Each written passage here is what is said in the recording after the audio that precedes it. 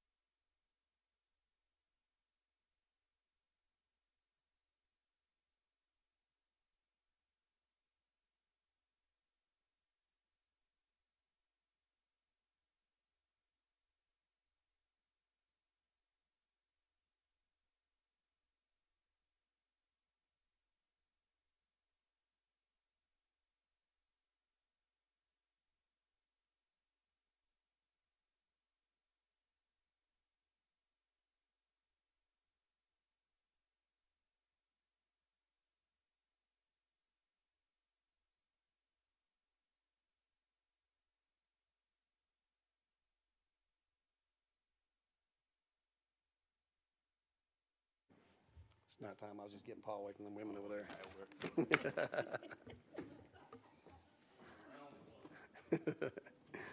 All right. Well, good evening, ladies and gentlemen. Welcome to Macon-Bibb County Commission's meeting. This is a public hearing tonight regarding House Bill 581. This hearing has been advertised, and of course, we're required to have 3 hearings on the potential opt-in for House Bill 581. We also let the record reflect that we have all members in attendance tonight. We're all required to have a quorum, so thank everyone for being here. I'm going to officially call this meeting to order and welcome everyone here tonight. And we will have a presentation, a short presentation regarding House Bill 581. And then we have 3 people who have signed up to speak tonight, and we'll recognize those folks in just a moment. This is not an opportunity where we'll have a lot of discussion back and forth. We'll hear from commissioners tonight, but perhaps at our meeting tomorrow, if it becomes necessary, if it gets to a vote, then we will speak at that time. So at this time, we'll ask council to come to the microphone, and we have a presentation prepared regarding House Bill 581. Keep in mind, we just say last week that the State House did pass a bill, House Bill 92, that passed out of the House into the Senate. That bill has not been resolved in the Senate yet. That bill did make some changes to House Bill 581 by extending the date to March the 31st, which if you opt out, you can still opt in by March the 31st. Of course, right now that bill has not become law, so we're still operating under the March 1st deadline. Therefore, we're required to have these 3 hearings and take a vote and do some other things prior to that time. So this time we'll ask our attorney to identify herself and begin the presentation, and then we'll move forward with our speakers tonight. All right, thank you, Mayor and Commission. My name is Lauren Schultz. I'm an attorney at James Bates Brandon Groover, working with Duke Groover, and I've been asked to give this presentation on House Bill 581 to provide somewhat of a summary and guidance. So generally, the purpose of House Bill 581 was twofold. First, it was to create a method to control the rapid increases in property assessments, and that's what's known as the floating homestead exemption portion. There is also in it an option to expand sales tax as well, and that's what's been called the FLOST. So by way of a little bit of background of what a homestead exemption actually is. A homestead exemption is an exemption from your property taxes that's given to an owner that's owner occupied here in Macon-Bibb County. A floating homestead exemption is where that homestead exemption is based on a base year and has a mechanism that will allow it, the amount of the exemption to change each year. House Bill 581 is a type of floating homestead exemption, but it specifically ties how much that will float or change each year based on an inflationary measure that will be set by the State Revenue Commissioner. So what kind of homestead exemption does Macon-Bibb County currently have? Currently, Macon-Bibb County has a flat rate homestead exemption. The vast majority of the citizens that get a homestead exemption in Macon-Bibb are entitled to a $7,000 exemption. For an example, if Mr. and Mrs. Smith had a primary residence that was valued at $100,000, they would enjoy a $7,000 exemption from that assessment value.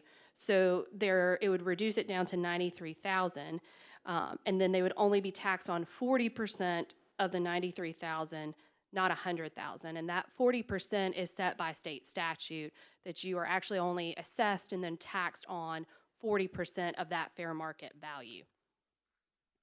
So how would this floating homestead exemption work in House Bill 581 for Macon-Bibb County?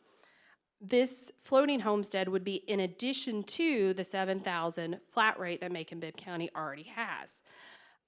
Further guidance that has been provided by the Department of Revenue also indicates, though, that the base year for the fair market value of properties that enter this homestead exemption this year will be the same in 2025 as they were in 2024, because they're not going to give any type of inflationary number to the counties to use. So in other words, there's not going to be any growth in the digest on homestead properties from 2024 to 2025, no matter what the market may actually indicate. So we can take a look at the Smith's home example again. Some basic assumptions that we'll have is that in 2024, their fair market value is $100,000. The market in 25 indicated that there was a 3% increase in home values. And we're also going to assume, though, that the millage rate has remained the same at about 9.9, but the fair market value then would have rose to $103,000. That's 3% on top of that 100. But under House Bill 581, that's going to have to be reduced back down in 2025 to $100,000. Again, you would then, in addition to that, apply that $7,000 flat rate. So the new value would be $93,000 for 2025 under House Bill 581. If the county was to opt out, the value would actually be $96,000 because you're going to take that $7,000 away from the 103 instead of 100. So under the old way, that if we opt out, the Smith's tax burden would be about $380. Under House Bill 581, it would be reduced to about $368. So the Smiths would see about a $12 per year savings. Said we weren't going to ask questions, but just wanted for clarity, that's assuming that there's no millage rate reduction, that we typically roll the millage rate back. Correct. That it just, to make things simple, I kept the millage rate the same there. Thank you. But because we're not going to see any growth in 2025, we also kind of want to look at 2026 and see what this would do for 2026. Say again, the market says about a 3% increase in the sales, but the Department of Revenue only provides that inflation was 2%. And so we're going to assume, again, the same millage rate to make calculations simple. So under the old way, the fair market value based on the market would be that the Smith's home actually rose to $106,090.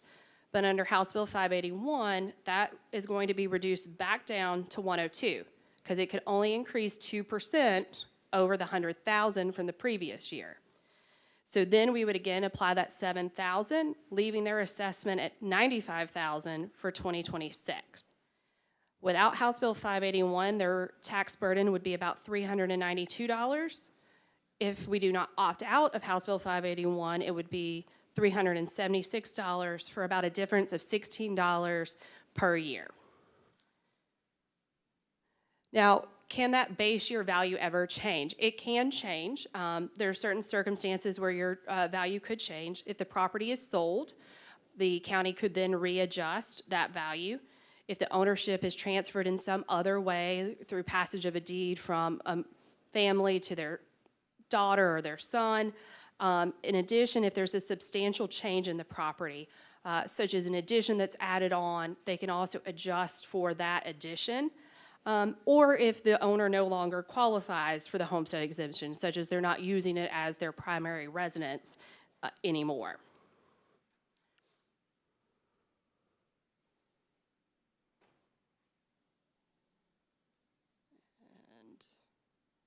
We're not.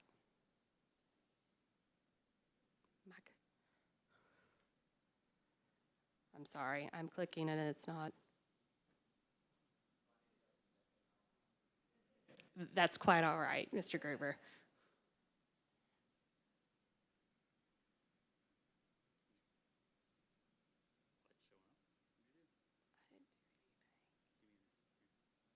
Okay. All right, yes. Next slide, please.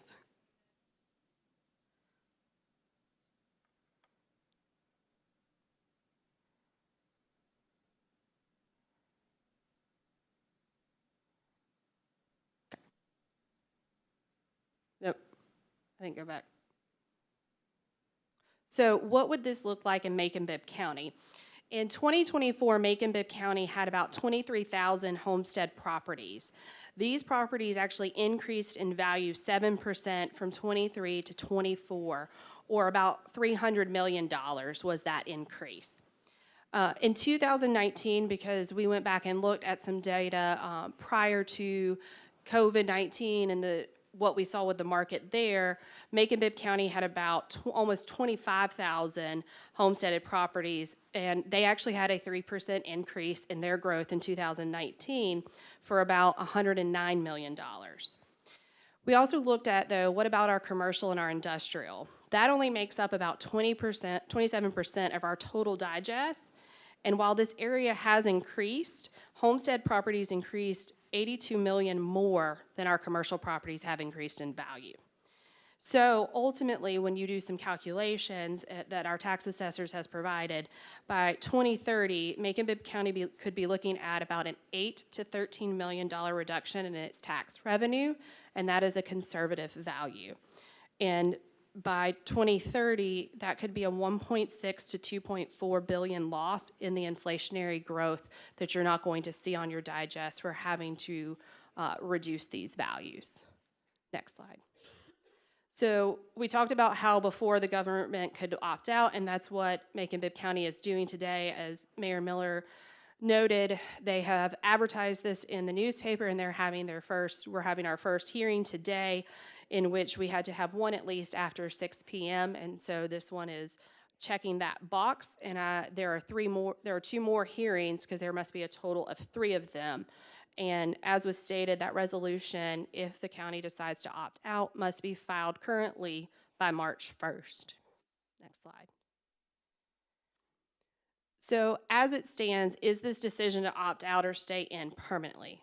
Currently, it is permanent. If Macon-Bibb County did not opt out and House Bill 92 did not pass, the decision to stay in is permanent if the Macon-Bibb County does not opt out. But as Mayor Miller mentioned, House Bill 92 is now being considered by the Senate to allow additional time for local governments to choose to opt out.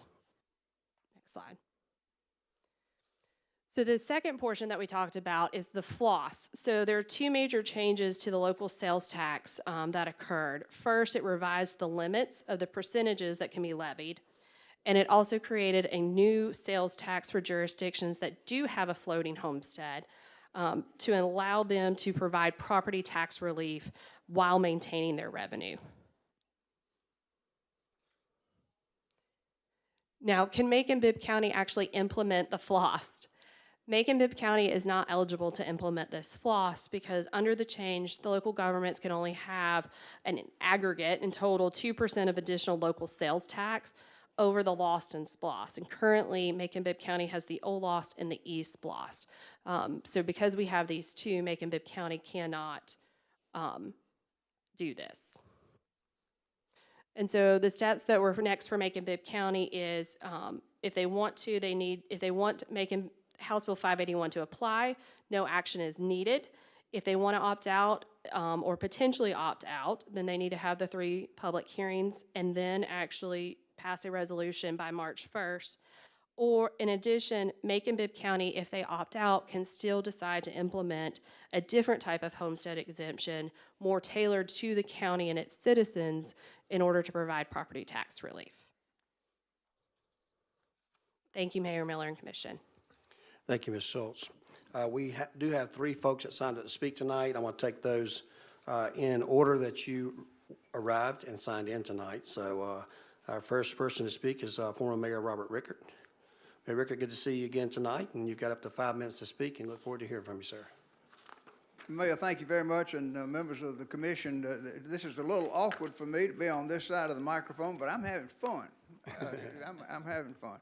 I hope I won't even take my full 5 minutes, Mayor, but I would say anytime you miss or get away from fair market value, you're stirring up trouble. That's just number one. Anytime you get away from fair, it's hard enough to keep up with and factor what is fair market value. Number 2, well, we're not messing with fair market value. Well, yeah, you are, because you're trying to get an offset. But that takes me to point number 2.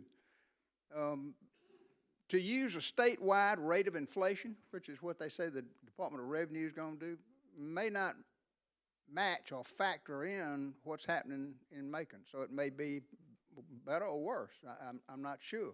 But it's certainly not tailored to our local environment when you use a statewide inflation rate.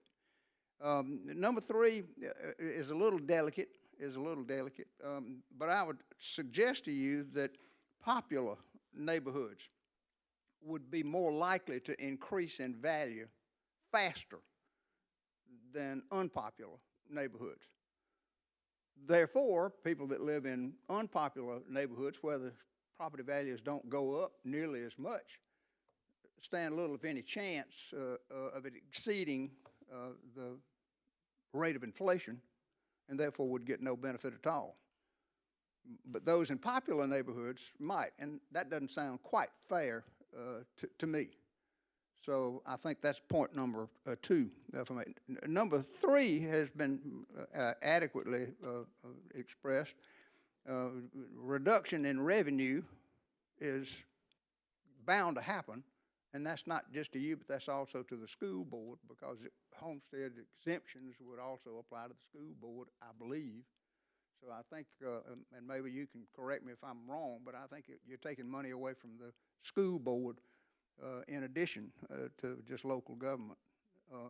But finally, just so that it's not lost on you, Lauren confirmed my fear that because we have an OLOST as well as our LOST, you can't even implement this additional sales tax imposition that was designed to make up for the loss of revenue. So unless you can figure out another way to make up for the lost revenue that you're going to see, we're in deep trouble. So I hope, as unpopular as it may seem, there are logical, sound reasons why you should vote to opt out of this new scheme of a floating homestead exemption. If you really want to do something for homeowners, Lauren suggested, and there is another way, and that is to adjust everybody's homestead exemption to something that you can control, go from 7 to 10. Give everybody a $3,000 additional if you go just from 7 to 10. I'm not suggesting you do that because I'm a homeowner and I have a homestead exemption, but it's something for you to consider, and I thank you very much for the opportunity to express my opinion. Thank you, sir. I appreciate you being here tonight. And next is also a blast from the past, Ms. Commissioner Lane Lucas. I'll call you Commissioner until I get tired of it, but I'll keep calling you that as long as we're in good terms. That's fine. That is fine. Good evening. Good evening. It's always a pleasure to come to the Macon-Bibb Commission to speak, and it's great that citizens have an opportunity to address you. I am in favor of your opting out of this. This legislation was passed at the very end of last year's legislative session. It was done very hurriedly, and I just think it was ill-advised. A lot of people want to say, well, we're going to give you this, we're going to give you this exemption, that exemption. And so it appears to be very popular. But during the last election, when this was voted on, our voter service organization encouraged people to vote against it. Unfortunately, it did pass. And so now I'm here tonight to ask you to go ahead and opt out. I think that's the smart decision. That's what I've heard from a lot of people who opposed it at election time. I think we have a reasonable system of homestead exemption in place, and as former mayor said, maybe an overall increase would be an appropriate way, and I'm not suggesting that either, but I'm just saying that might be more appropriate. And so I think it was an unwise decision. It was an attempt to try and let people think that they were getting something, and that's a popular thing. I think that the school board has already opted out. They've already had their meetings, their public hearings, and they voted to opt out. They did it for a reason. Government has to have a stable financial footing in order to operate. We're called on to provide services for everybody, and we can't, as the senator likes to say, you know, government does not operate off air. And so I think we need stable financing in order to do that. And I think what we have in place offers us just that.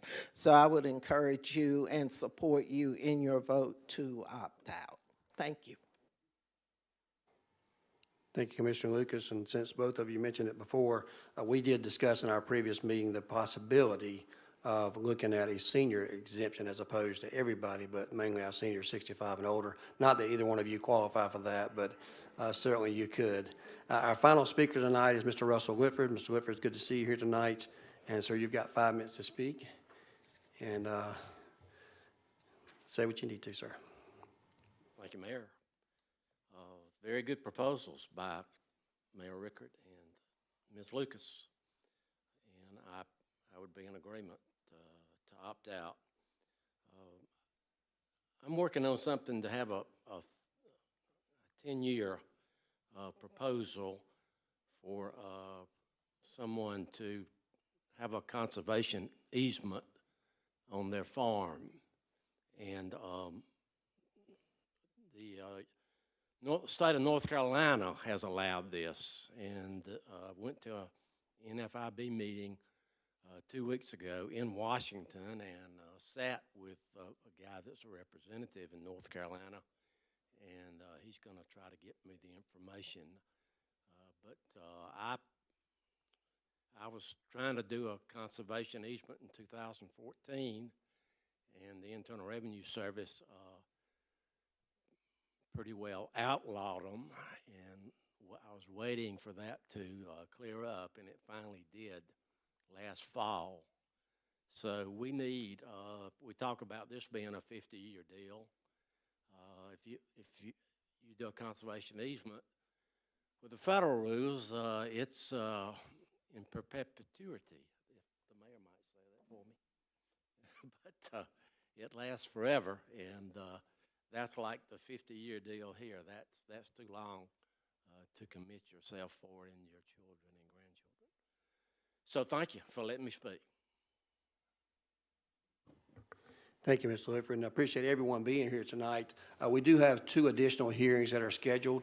Both of those hearings, one is at 9 o'clock on tomorrow morning, and then we have another one at 2 o'clock tomorrow afternoon, at which time after that meeting immediately follow, we'll have a discussion amongst commissioners and a potential resolution to vote on. So at this time, that concludes all the business from the public hearing. This meeting is hereby adjourned.